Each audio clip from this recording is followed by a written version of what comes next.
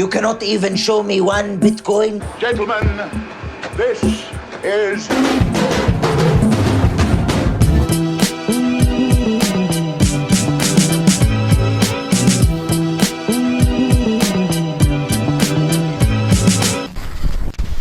What's up everyone, it's Adam from FWCI, and I didn't anticipate doing another pitch meeting quite so soon, but Loki is out. I mean, come on, how am I gonna wait for this one here? This is a series that I enjoyed a lot. I watched it with my partner. She loves history and all that kind of stuff, so she was really into this show. She was explaining stuff to me all the way through it, basically, which is pretty much how we watch Game of Thrones as well, because she's into that too. But I can't wait to see what Ryan George has got to say about this one. Go check out my Sharknado pitch meeting reaction if you haven't already.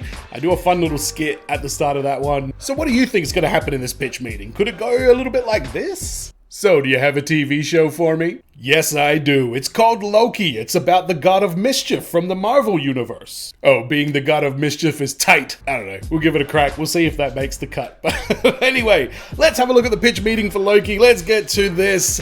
We got 7 minutes of this. This is going to be fun. It was a good series. I'm not sure what they're going to pick at this, and I'm very curious to see how it goes. Let's get it. So, you have a Loki TV show for me? Yes, sir, I do. So we're gonna pick up right from that scene in Avengers Endgame, right? Where Loki grabs the Tesseract during the Battle of New York. Okay. And so he's gonna get picked up by something called the Time Variance Authority, because he messed with something called the Sacred Timeline. So they have to prune this new timeline branch he made. Well, what about all that time travel the Avengers did? Yeah, well, see, the TVA says that was supposed to happen, but Loki grabbing the Tesseract, that wasn't. Okay, but some of the time travel they did was because Loki grabbed the Tesseract. Yeah, well, don't worry about that. Oh, okay, I won't. Ooh. That's a good point. You know what? That's a very valid point to start off with. We knew the Avengers were going to do that. That was all a part of the plan. That did feel a little flimsy to me. So they bring Loki to the TVA headquarters and a robot starts to take his clothes off with some claws. What? But then that doesn't work, so the robot just kind of zaps his clothes off. What are you talking about? Well, sir, if Loki's going to be the star of a Marvel show, we're going to have to see him shirtless. That's how this works. Right, of course, that makes sense. And so then this lady, Ravonna Renslayer, wants to kill him because he's a bad variant. All right. But then this guy, Mobius...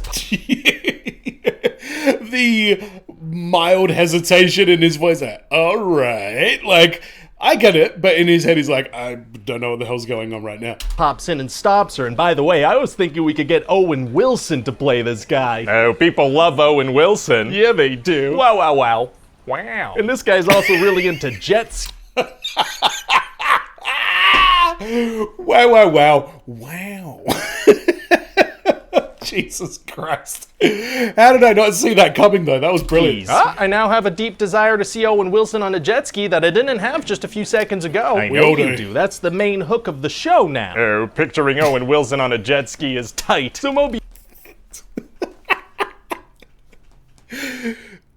All anybody wanted after this was for Owen to get his jet ski. That is one of those weird social media things that everybody was just like, I'm on board with this. All of it. This is going to show Loki a video of how his life plays out after the Battle of New York. Getting his mom killed, getting close to Thor, getting killed by Thanos. Okay. And so watching this video is going to completely change Loki into a sympathetic character that can lead his own TV show. He just killed Phil Coulson. Yeah, but he watched a video, so he's pretty much a good guy now. Oh, okay. You're speed running this character development. Oh, yeah. Just kind of get it out of the way with a nice little video, which somehow has the same cinematography as the movies did. Well, okay then. And so anyway, the reason that Mobius wants Loki's help is because he's chasing this other variant that keeps killing TVA agents, and it's another variant of Loki. Oh. Yeah, and so then Loki figures out that this other version of him is hiding in apocalypses, because you could do anything there and it won't affect stuff because those timelines are ending anyway. I guess that makes sense. It does. See, Loki and Mobius head to Pompeii.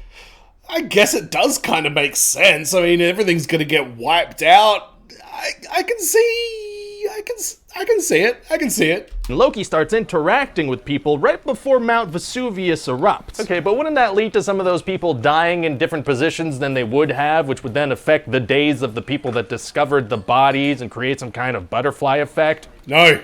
No. Oh, okay. No. So eventually they go to the supermarket in the future, and Loki discovers that the other Loki is a woman, and she goes by Sylvie. Oh, interesting. Yeah, and so this is her show now. What? Yeah, this is really Sylvie's story. She was pruned at a young age and managed to escape, and she's been building up this attack against the TVA for all these years, and Loki's just kind of along for the ride. Oh, okay, gotcha. And so Sylvie sends a bunch of these things called reset charges into the TVA to distract them, right? And she wants to kill these beings called the Timekeepers, who apparently run the show. Very exciting. But then they get attacked, so Loki uses this thing called a tempad to teleport them onto a planet called Lamentus that's about to be destroyed. Smart. No, not smart, because Sylvie's like, that plan at the TVA, that was years in the making. Years, and you just ruined it. So why doesn't she just use the tempad to go back and finish the job? Well, no, now it's out of power. And by the way, time works different in the TVA, so what is a year there at that point? Plan was years in the making, but she didn't charge the tempad? That's what we're going with. So then they're gonna talk and talk for like 30 minutes straight, because that's kind of the deal with these episodes. Oh, it is? Oh yeah, a whole lot of talking. So then they find this big escape ship they have to get onto, and Loki's gonna be like, oh my god, they're gonna leave all these people to die. I mean, what does he care? He just killed a bunch of people in New York. Sir, he watched a video. He cares about this stuff now. Right, sorry, I forgot. So this city starts getting destroyed, and Loki's gonna stop a building from falling with his mind. Oh, wow, I didn't realize he could do that. That's because his power level changes from scene to scene, depending on what I want to happen. Oh, neat. Anyway, then the escape. Yeah, you know, what was the deal with the with Loki just freezing that building and sending it back up? I've heard rumors that that's the whole thing is like that big illusion that they do at the end, like not the enchantment, but like whatever Loki does, and there's definitely questions about that. It really happens in a split second and then it's forgotten about. It was very, very strange. Power level changes from scene to scene, depending on what I want to happen. Oh, neat. Anyway, then the escape ship explodes, so their one way out is destroyed. Well, it's gonna be hard to get out of there now. Actually, it's gonna be super easy. Barely an inconvenience. Oh, really? See, the power of their newfound love creates a new timeline branch, so the TVA comes and picks them up. Okay, I thought the whole thing about apocalypses was that anything can happen and it wouldn't change anything. Why does them falling in love affect things? Because it does, They're so they're in love survivors. now. Oh my god, can you imagine falling in love with yourself? I can. Ugh. Sorry, I'm not interested. Oh, no, I mean, I can imagine it, obviously, since I wrote it. Also, we're not the same person. I have glasses. Right, of course. Oh, very meta. I enjoyed that little exchange there. That was a nice touch. Obviously, since I wrote it. Also, we're not the same person. I have glasses. Right, of course. Anyway, so Sylvie's also going to reveal that the TVA agents are actually just variants that used to be real people. Oh. And then eventually they find out that the Timekeepers aren't even real, and Mobius and Loki are both going to get pruned. Oh my god, Loki dies? Well, no, because see, we're going to learn that pruning Yeah. someone just sends them to the void at the end of time, where a big smoke monster called Eliath is then going to kill them. Okay, why doesn't the TVA just straight up kill people then? Why the extra steps? Well, because the fans are going to expect a scene where we watch Loki die only to find out he's not really dead. That's a good point. So Loki ends up in this void place where there are It's kind of his thing, I guess. different kinds of Loki variants. Like there's an old Loki, there's an alligator Loki. Okay, does that mean in one timeline Odin adopted an alligator, or that they were all alligators in that timeline? Doesn't matter. What does matter is that we have an alligator Loki now. Fair enough, so what's Alligator Loki was great, and that's a good point. Did Odin adopt an alligator, or is this a world where Odin, Thor, everybody are all alligators?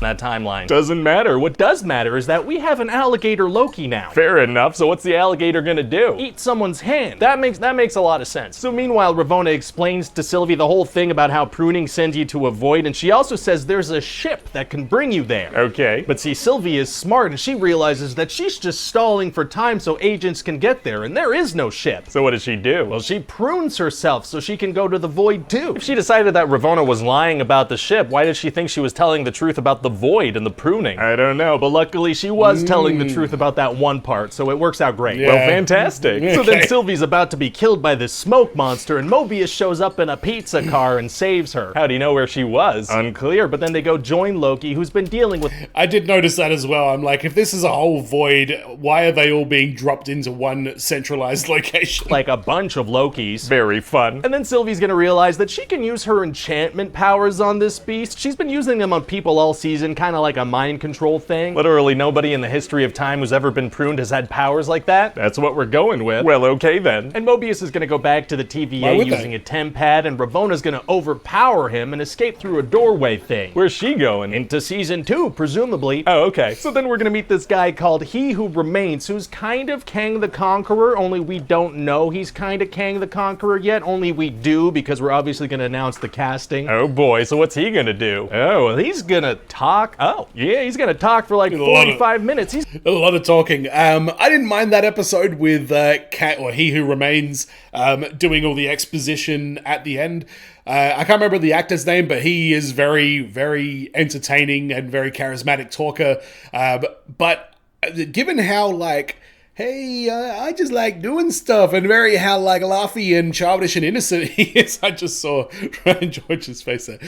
Given how innocent He Who Remains is, makes me wonder how dark and disturbing is Kang the Conqueror going to be. I'm really excited for Kang the Conqueror in the MCU. What's he gonna do? Oh, well, he's gonna talk. Oh, yeah, he's gonna talk for like 45 minutes. He's gonna explain everything. It's gonna be like that architect scene from The Matrix. Wow. Talk, talk, talk, talk, talk. And sometimes Yeah. Loki and Sylvie are gonna be like, why? Or what does that mean? And that'll set up the next rounds of talking. A very talky finale. And so essentially this guy is like, you can kill me, which will create like a multiverse and a huge war, or you can take over and protect the sacred timeline. So what happens? Well, Sylvie does kill him, and then the multiverse branches out into like crazy timelines, and he's like, see you soon. Oh boy, that's massive. It's a massive deal. This multiverse is gonna shape the whole phase of the MCU. This is gonna be such an insane twist. Nobody's gonna see this coming. Yeah, as long as we don't spoil that this is gonna happen in some way. Oh yeah, well, we might here do we that go. now that you mention it. What? How?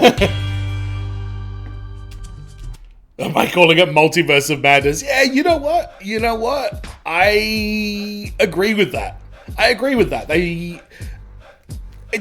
It's a tough one with Marvel because they obviously want to promote their show, but I feel like they should be a little bit more protective of some of the bigger plot elements. Like, you can really see things coming a mile away, and it is what it is. You're looking into it. People are on the internet, like, what's happening with Marvel. But yeah, that's a good point. The Multiverse of Madness title very much indicates that there's going to be multiverse, which, to be honest, if you know anything about the Marvel comics, that's where things were headed anyway. I've been lobbying for a multiverse in the Marvel and DC universes since, Michael Keaton was Batman. So I'm all for that. That was awesome. I noticed with his pitch meetings, you can kind of tell when a show is really good because a lot of the pitch meeting is just setting up the plot and explaining it. Like, other ones, they really go in hard on all the, insane bullshit that happens and, why it's funny. But this one, a lot of this was just talking through the actual plot of the show. But there were definitely some very good points that I paused and discussed as the video went on. But Ryan George is the man. Loki was awesome. Let me know what you think in the comments about this one. And as always, everyone, be well, stay safe, look after your friends. See you in the next video. Peace.